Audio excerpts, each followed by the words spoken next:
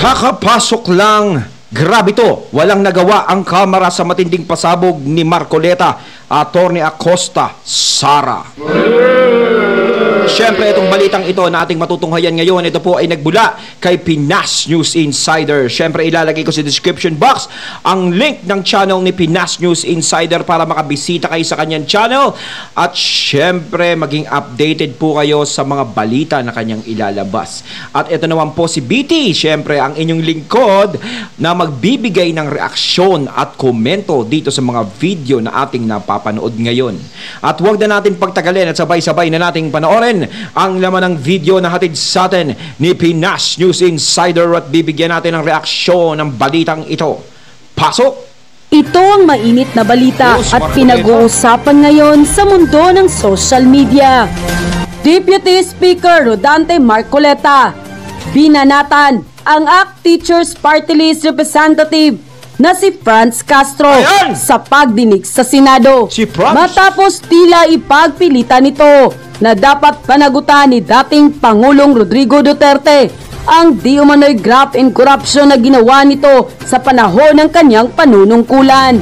Pero bago ang lahat mga kababayan, kung bago ka pa lamang sa aming channel, please huwag kalimutang mag-like, subscribe at i-click ang notification bell para mas maging updated ka pa lalo sa lahat pa ng bagong video na i-upload namin. At eto na nga mga kababayan, matapos banata noon si Vice President Deputy Secretary Sara Duterte Carpio ng ACT Teacher Party List na si Franz Castro ay tila panibagong kalbaryo at kahihiyan ang sinapit nito sa kamay ng katauhan ni former Deputy Speaker na si Rodante Marcoleta. Matapos questionin ni Castro ang di umano'y pamamahala noon ng ama ni Vice President Sara Duterte na si former President Rodrigo Duterte. Umani ng iba't ibang reaksyon ang naging congressional hearing kung saan tila ipinipilit ni Castro na dapat panagutan ni Pangulong Rodrigo Duterte ang mga di umano'y graft and corruption na isinampas sa kanya. Ang kasong ito ay tila ipinagpipilitan pa rin di umano ng marami sa mga makakaliwang grupo, kung saan ay isa sa mga tumututol noon na bigyan ng kapangyarihan si Pangulong Rodrigo Duterte na ipasa ang Bayanihan Act 1, kung saan ay nagbibigay ng financial aid o ayuda nung kapanahunan o kasagsagan ng pandemya. Ayon kay ACT Teacher Party List Representative Castro, malinaw daw ang graft and corruption na nangyari sa panahon ni Pangulong Rodrigo Duterte, kaya dapat daw ay hindi ipagsawalang bahala ng Kongreso ang mga posibleng patong-patong na isampa sa dating Pangulo.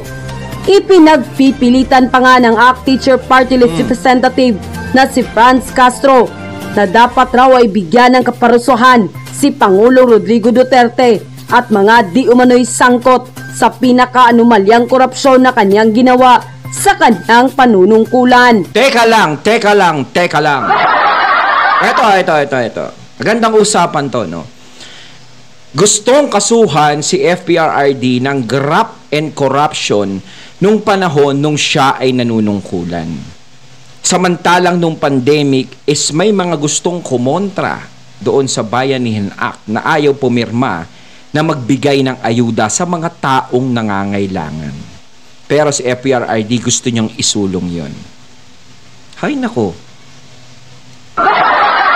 Alam nyo noong panahon ba ng pandemic, tatanungin ko po kayo, no, kay Ma'am Castro, ayan. Ano po ba ang naitulong nyo nung panahon ng pandemic? Nakita po ba kayo nung panahon ng pandemic? May naasahan po ba sa inyo yung mga tao nung panahon ng pandemic? Di ba po? Hindi po kayo nadidinig, wala, at malamang isa po kayo sa hindi lumalabas ng bahay.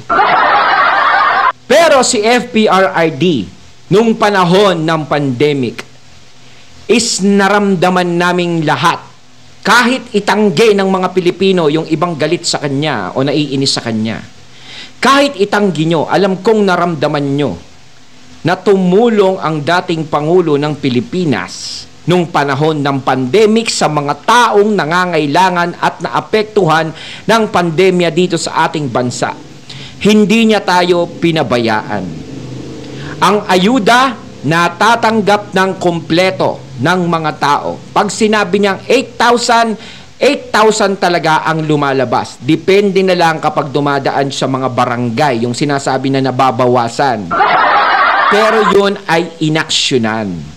Diba? Inaksyonan yung bagay na yun, yung naging issue na yun. Alam nyo, masyado nyong binabanatan si FPRRD sa kanyang ginawa nung panahon ng pandemic. Wala akong nakita na graft and corruption sa ginawa niya nung panahon ng pandemic. Ngayon, syempre, iniisip nyo, bakit ang laki-laki ng pondong lumabas? Bakit ang laki-laki ng utak? Ganyan-ganyan. Palabasin nyo yung ganyan. Alam nyo ba nung panahon ng presidente siya at alam nyo kung ano ang nangyari nung panahon nang siya'y naging presidente? Sa tingin nyo ba, ang gusto nyo bang mangyari, pandemic nung mga panahon na yon is hindi maglabas ng tulong sa FPRRD para sa taong bayan? Anong gusto nyo? Tiisin niya ang taong bayan? Bigyan ang taong bayan ng bigas? Bigyan ang taong bayan ng sardinas? Si FPRRD ang gumawa ng paraan para ang mga tao ay makasurvive, no, sa pandemic na yon. No, lahat ginawa niya ng paraan. Pero kayo, hindi namin kayo naramdaman. Ngayon, kung graft and corruption na ba yung ginawang pagtulong ni FPRRD sa mga Pilipino ng panahon ng pandemic, edi wow! Diba, masama na bang tumulong sa mga tao? Masama na bang isipin ng taong bayan na kahit sinabi niya nga na kahit magkabaon-baon tayo sa utang, kahit mangutang tayo, basta importante makasurvive tayo ng panahon ng pandemya. Kung si FPRRD ay isa sa mga kurakot sa gobyerno noon, sa tingin nyo ba tutulungan niya lahat ng mga Pilipino at makakatanggap sila ng ayuda na ayon sa sinasabi niya kung 8,000? Ilang beses po ba nakatanggap ang mga Pilipino ng 8,000? Diba? Ang daming nakasurvive nun. Malaking tulong ang 8,000 pisong ayudang ibinibigay nung panahon na yon dahil lahat walang trabaho. Siya ang gumawa ng paraan at ang ibang mga kasama niya. Pero kayo, ano po ba ang ginawa niyong paraan nung panahon ng pandemic? Pwede nyo ba sa aming i-share? Pwede nyo ba sa aming sabihin para hindi kami makapagsalita ng ganito? Diba? Kasi alam ko na si FPRRD ay walang ginawang hindi maganda nung panahon na yun. Dahil kung siya ay kurakot, no? Dapat wala na siyang pakialam sa mga Pilipino nung mga panahon na yun. Dapat pinabayaan niya na yan.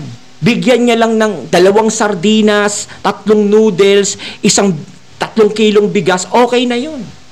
Pero mahigit pa doon ang ibinibigay niya na tulong sa mga tao. Ngayon, kung lumaki man ang utang, kung nagkaroon man ng ganyang perang na ilabas, alam nyo naman siguro sa sarili nyo kung ano yung pinagdaanan natin ng mga panahon na naging presidente si FPRRD.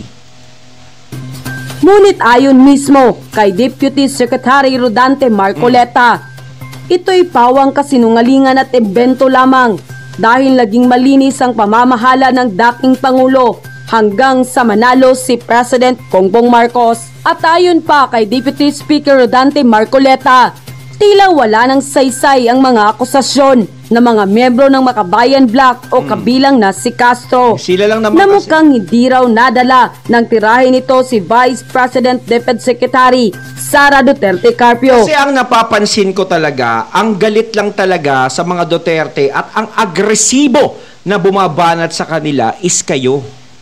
Yung mga nasa left. Pero yung mga nasa right, wala naman. No? Hindi naman siguro tanga yung ibang mga nasa government nung panahon na yon at ngayon, no?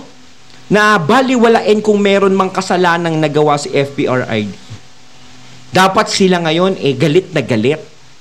Dapat ang taong bayan galit na galit kay Tatay Digong kasi kurakot siya nung panahon niya. Bakit hindi galit yung mga tao? Ibig sabihin, bobo kaming lahat ng mga taong bayan, hindi namin nakikita ang ginagawa ng FPRRD at masama pa rin ang ginagawa niya nung pandemic. Oh. Ibig sabihin, kahit wala siyang ginagawang masama nung pandemic at alam naman namin na inasikaso kami ni Tatay Digong nung pandemic is masama ang tingin namin dapat sa kanya. Diba? Ang dami pa rin nagmamahal kay FPRRD. Ang dami pa nga gustong magpabalik kay FPRRD. Ang dami na gustong-gusto rin manalo ang anak ni FPRRD at nanalo ang anak niya bilang vice at ngayon tinutulak bilang presidente. Bakit ang daming taong nagmamahal sa kanya? Kung sa sinasabi nyo ay totoo. Kung totoong siya ay kurakot, kung siya ay nag-rap and corruption na yan, bakit ang daming sumisimpatya sa kanya at marami talagang nakakakuha ng respeto? Yeah? At maraming rumerespeto sa kanya. Bukod dun sa mga talagang ayaw sa kanya. Di ba? Pero balibalik ta rin man natin ang mundo. No, alam nyo, no, binabaliwala nyo lang siguro at hindi nyo tinitignan sa mga sarili nyo. Alam nyo kung ano ang nagawa niya. Alam ko na yung ganyang estratehiya Natatakot kayo na manalo ang anak niya sa pagiging presidente. Kaya gagawa kayo ng paraan para mapabagsak ang kanilang pangalan. Sa tingin nyo ba may maitutulong yan sa taong bayan? Wala. Mas maganda sigurong gawin nyo kung kaysa atupagin nyo ang mga Duterte, bakit hindi nyo sila sabayan? Ang ibig kong sabihin sabayan, gumawa din kayo ng maganda sa Pilipinas. Gumawa kayo ng ikatutuwa ng mga Pilipino na alam nila na, maiisip nila na karapat dapat din kayo. Bakit hindi na lang ganun? Kasi kahit birahin nyo ng birahin ng mga Duterte, hindi pa rin nagbabago ang pagtingin ng mga tao sa kanila. Ganun pa rin. Gusto pa rin sila ng tao. Kayo, bira kayo ng bira, pero kayo ang lumalabas ng masama. Bakit ayaw nyo silang tigilan? Try lang.